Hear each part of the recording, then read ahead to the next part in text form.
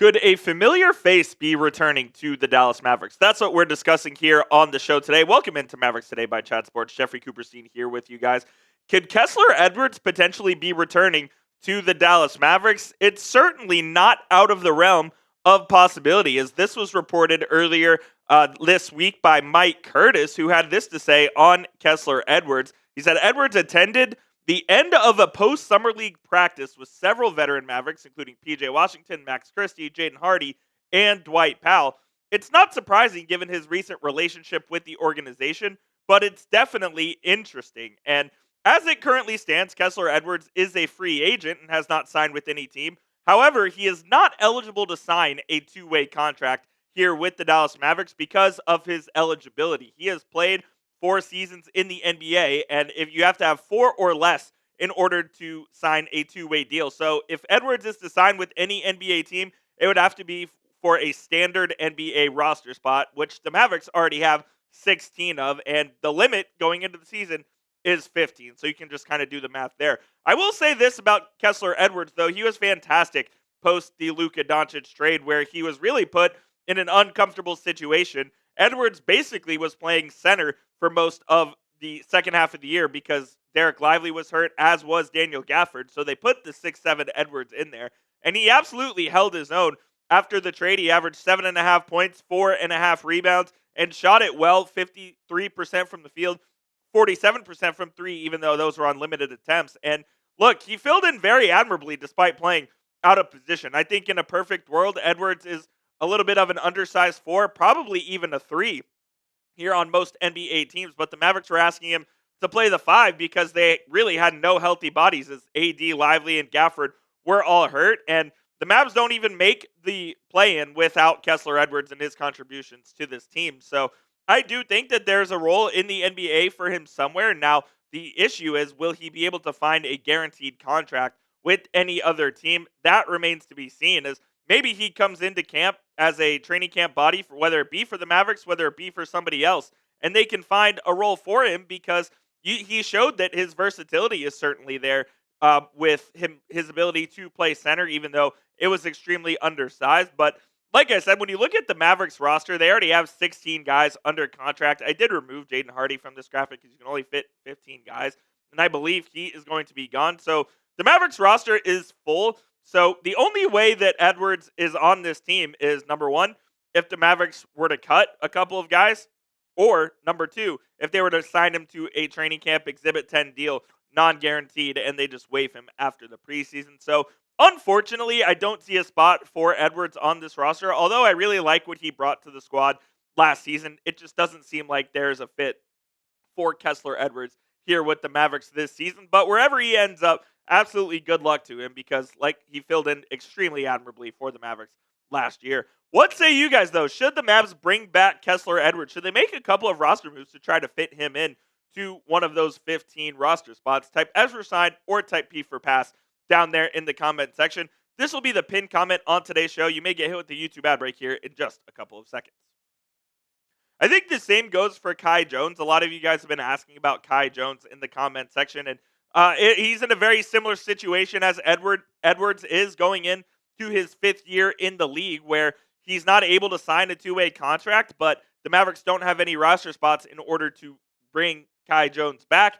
I think Jones also played pretty well given the Mavericks circumstances last year, and maybe he finds himself in an NBA training camp somewhere. Maybe he finds a spot over in Europe, but I don't think the Mavericks are going to be bringing back the former big man out of Texas this season, at least. We'll see what happens. Maybe he's in the G League with the Mavericks, and if something crazy happens, he could end up with the big club. But as of right now, I don't see a spot on the roster for either Kessler Edwards or Kai Jones, because they already have a full roster, which is why I still think that Jaden Hardy and Olivier Maxence Prosper are the 2 most likely candidates to be traded here by the Dallas Mavericks.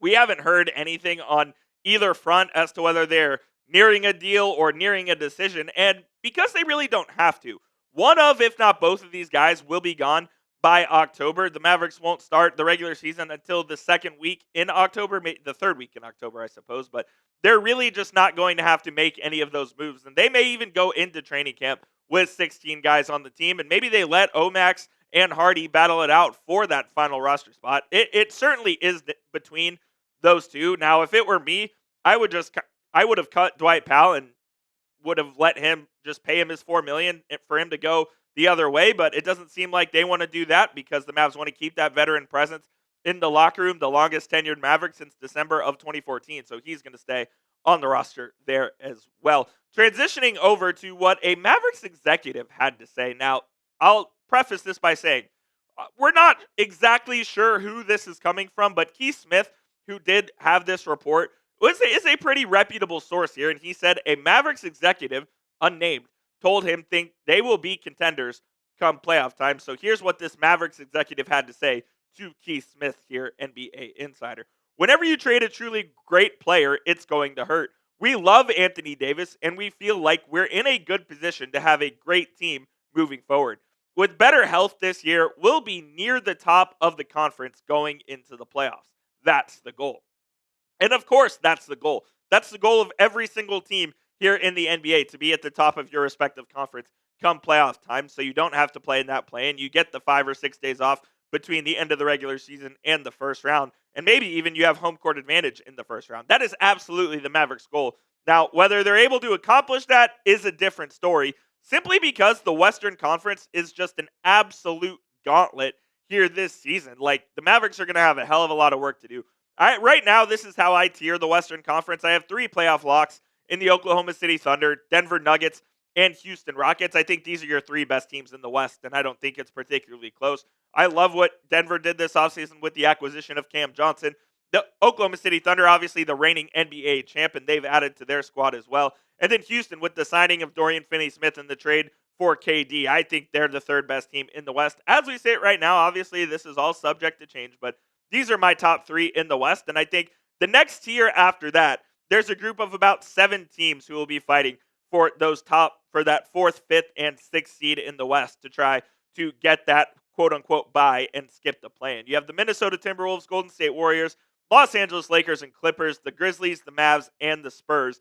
And this isn't in any particular order. Like, the Mavericks could easily finish 4th. You could have the Timberwolves finish 4th. I think the Lakers have a good chance to finish at the top of that. The Clippers as well. They're always a consistent regular season team, even if they don't get the job done in the playoffs. And the Spurs will certainly be much better with Victor Wembanyama coming back. They added Dylan Harper and Carter Bryant to the fold in the draft. So a lot of teams have made improvements this season, and it's going to be really, really difficult in the Western Conference once again. Like, if the Mavericks were in the East, they might be one of, if not the favorite to win the Eastern Conference. But unfortunately, such is life out west with Dallas, and they're going to have a hard time getting into that top 6 just given the competitive nature here of the Western Conference. And then the bottom 3 teams, I think these teams are going to be an absolute joke this year in the Sacramento Kings, Phoenix Suns, and New Orleans Pelicans. I don't think either of those teams will be competitive, and they will be fully immersed in the AJ Debinsa sweepstakes. So in summary, the Mavericks have their work cut out for them and then some,